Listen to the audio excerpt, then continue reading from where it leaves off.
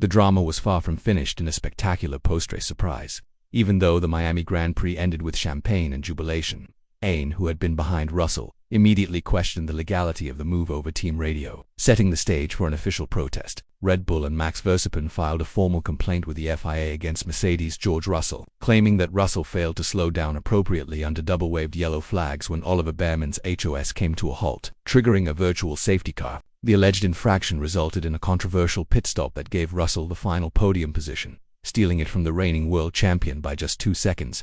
Championship contenders fighting off course in the stewards' room, with reputations on the line and a podium in jeopardy, is the kind of drama that Formula One fans love. The International Sporting Code's Article of Appendix, which explicitly stipulates that drivers must drastically lower their speed when they meet double-wave yellows, was cited in the protest.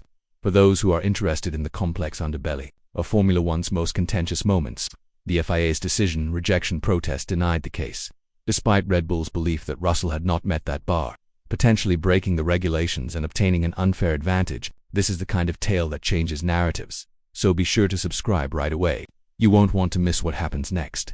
Let's examine what actually transpired in Miami. We must go back in time to the Miami Grand Prix in order to fully comprehend the scope of this debate. The race was characterized by intense heat, high tire degradation, and narrow margins as the laps passed. George Russell was in a close battle with Max Verstappen for the last podium position up ahead. But the battle for P3 was far from over. Then, on lap 28, the race was decided when Oliver Behrman's H experienced a mechanical problem that caused it to grind to a stop just off the racing line. One of 3 virtual safety cars was used during the race, and that's when the crucial moment occurred. George Russell, who was just behind the incident zone, saw the yellow flags being waved and decided to dive into the pits for a set of medium tires under VSC conditions. Pit stops took a lot less time, and Russell's call allowed him to rejoin the track ahead of Max Verstappen. However, this decision would not be without controversy from the Red Bull pit wall, and Verstappen's cockpit alarm bells were ringing. Verstappen radioed his team right away to ask whether Russell had properly slowed under the yellow flags. This wasn't just a frustrated driver venting. It was a subtle but pointed accusation, and it started the process of what would eventually become a formal protest to the FIA. Let's now examine the legal and technical layers that underlie this case. The FIA's International Sporting Code's Appendix, which states unequivocally that a driver must reduce speed significantly and be ready to change direction or stop when a double-waved yellow flag is displayed, is the key phrase in this case. However, what does that actually mean? And more importantly, who gets to define significant in Red Bull's opinion? While data and onboard video did demonstrate a throttle lift, Russell's actions fell short of the criteria.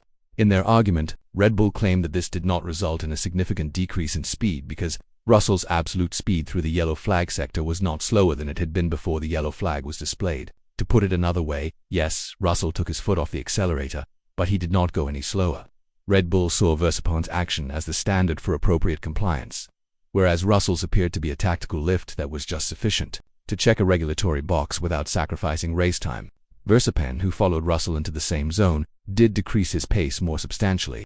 Naturally, Mercedes had a different perspective. Both technical analysis and precedent served as the foundation for their defense. Mercedes claimed that Russell's action was in line with what the FIA and other teams deem appropriate in a yellow flag zone, citing telemetry comparisons with other drivers to demonstrate that Russell's throttle lift of about 25% resulted in a 30% drop in engine torque, which they said constituted a significant reduction as required by the regulations. Furthermore, Mercedes argued that it is common practice, a critical term in F1 regulatory debates, for a driver to signal compliance by lifting the throttle rather than slowing to an arbitrarily low speed. They insisted that this protocol has long but understood between teams and the FIA, so unless a driver blatantly ignores a flag and maintains full throttle, a measurable throttle lift should suffice. Here's where the FIA stepped in and made a decision that could ripple through future interpretations of the rulebook. The stewards evaluated all available evidence: onboard camera angles, sector times, throttle traces, torque outputs, and GPS data. They concluded that Russell had lifted sufficiently to demonstrate awareness and compliance with the yellow flag, even though his absolute speed through the zone had increased slightly.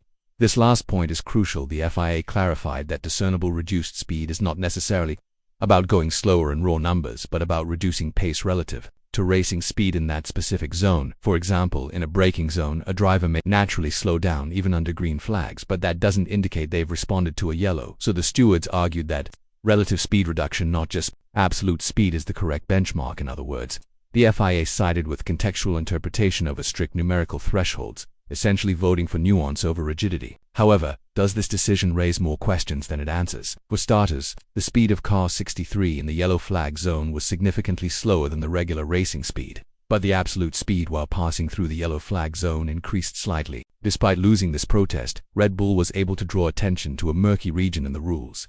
Although the FIA's verdict provides some clarification, the phrase "reduce speed significantly" is still subject to subjective interpretation and mostly depends on precedent and implied understanding rather than explicit regulations. If throttle lifts of about 25% are accepted even if the car speed doesn't drop significantly, then drivers may feel encouraged to push the limits during yellow flag conditions. This increases the risk of overlifting and losing track position, and teams are constantly looking for that razor-thin edge. What does this mean for Verstappen's own actions?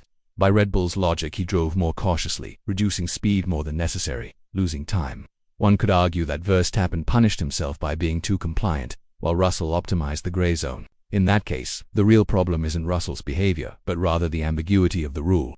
Additionally, there is a psychological element at play by filing the protest. Red Bull used political signaling to put pressure on the FIA as well as Mercedes, claiming "we're keeping an eye on things and keeping receipts." What do you think? Was George Russell lucky to keep his podium? Did the FIA make the right decision? Will this ruling affect how drivers behave under yellow flags in the future? Let me know in the comments. Even if the protest failed, it might still have an impact on how similar incidents are judged in the future or how aggressively teams respond to yellow flag incidents. The next controversy may already be brewing. Claps music, claps music, claps music, claps music, claps.